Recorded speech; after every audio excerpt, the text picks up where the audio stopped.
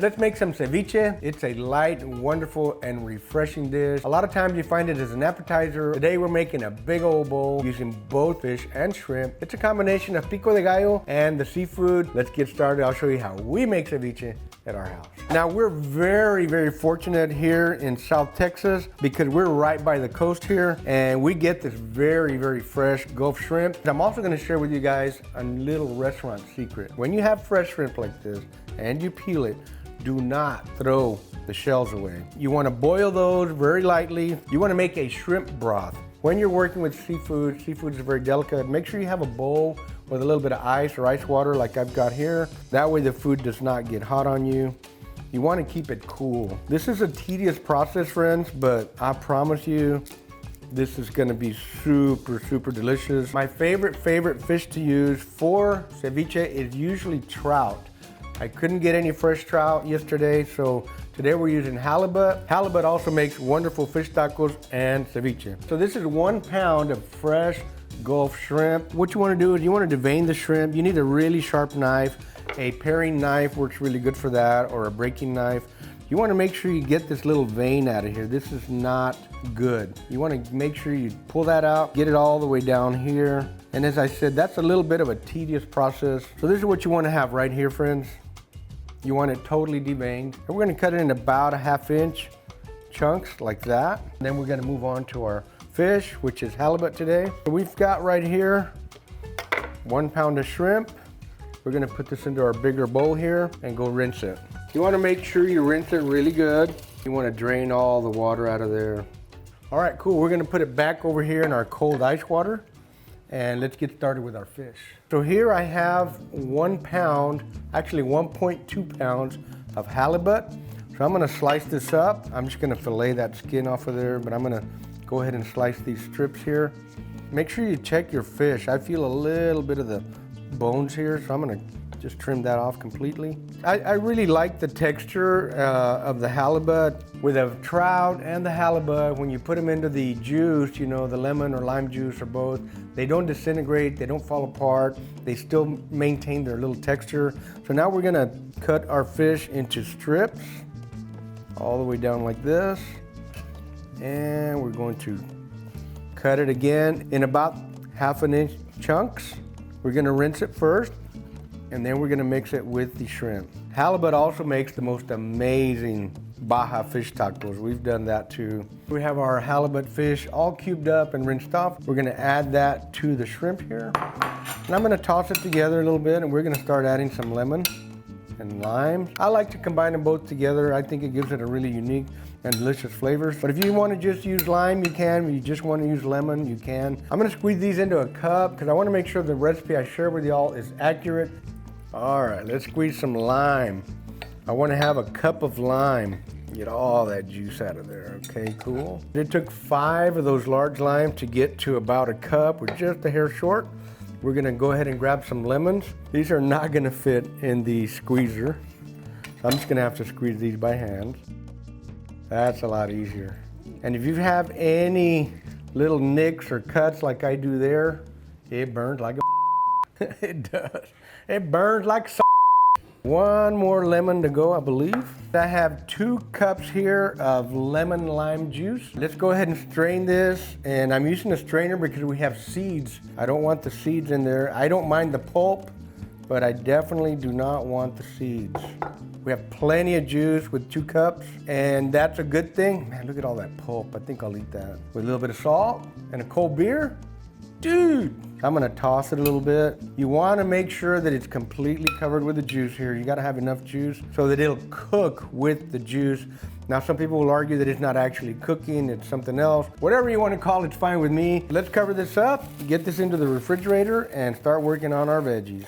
Our fish and shrimp has been in the refrigerator, totally covered with lemon juice and lime juice for 3 hours. We got 1 more hour to go. So I'm getting ready to cut up the other ingredients that go with the ceviche. In this case, we call it a pico de gallo. We're gonna use 1/2 of this purple onion right here. And I am gonna dice this a little bit fine. If you like them in bigger chunks, you can do that as well. I like to use both because the white one is the sweet onion and the purple has a little more punch to it. Let's go for the white onion now. And once again, we're gonna make our slices about 1/4 of an inch or so. Let's put that into the bowl here too as well. We're gonna chop up the cilantro. And it's gonna be kind of a rough chop, not a super fine chop like we do for tacos. You want some of that color in there. If you chop it too fine, it kind of disappears. But you do wanna chop it a little bit. That brings out the flavor and the aroma. Next up, we're gonna get a jalapeno. This is a nice looking jalapeno. Me personally, I'm leaving the seeds in there because I like a bite. I leave my jalapeno slices a little bit chunky. That way, if somebody sees them and they don't wanna bite into it, they don't have to. Now I'm gonna put a serrano in here too. I'm gonna leave these a little bit longer, a little bit bigger. That kind of differentiates them. That's looking like a good salad already. Looks good, it really does. Next up, we're gonna take a few Roma tomatoes and I'm gonna dice these up again, about 1/4 to 3/8 of an inch thick. Más o menos, that means more or less. You can leave them bigger or smaller, it's up to you.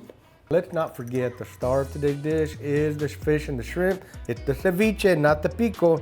These are complementary. They are part of the dish, but it should not overpower the fish or the shrimp. There we go.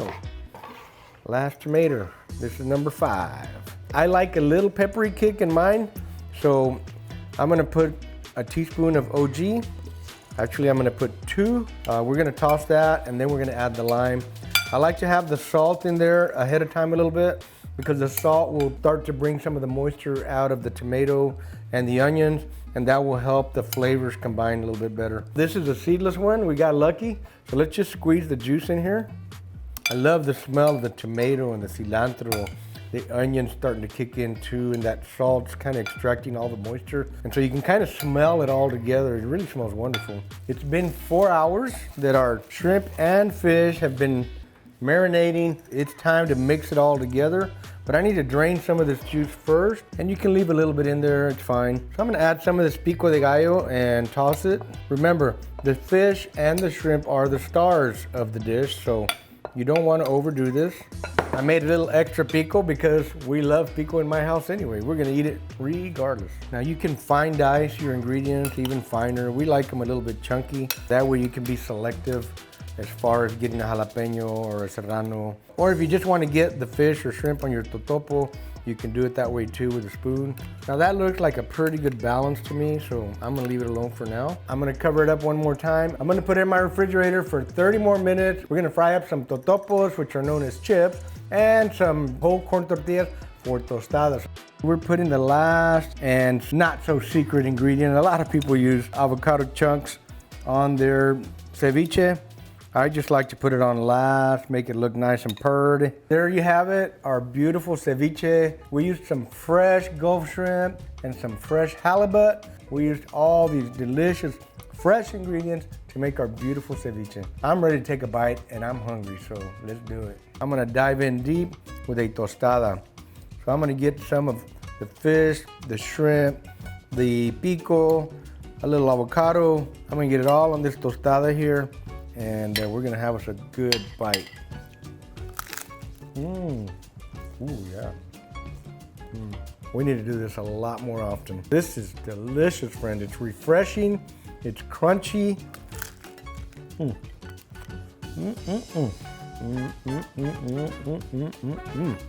That's good. Buddy wants some, but he can't have fish. And that's good. Wow. The fish is good, the shrimp is good.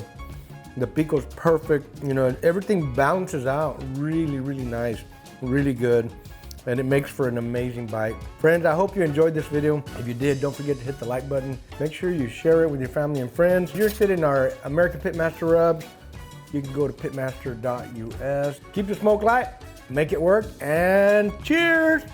Boom! I'm eating my tostada. This is so good. You gotta get you something. Come get you something. Cut!